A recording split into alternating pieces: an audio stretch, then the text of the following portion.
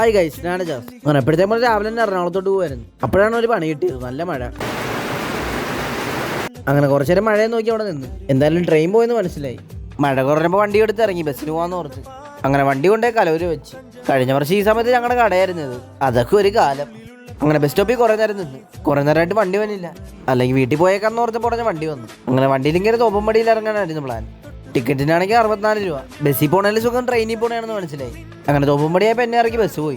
ഇനി ഒരു ബസ്സും കൂടെ കയറണം, എന്നാലേ നമ്മുടെ ഏരിയയിൽ എത്തത്തുള്ളൂ.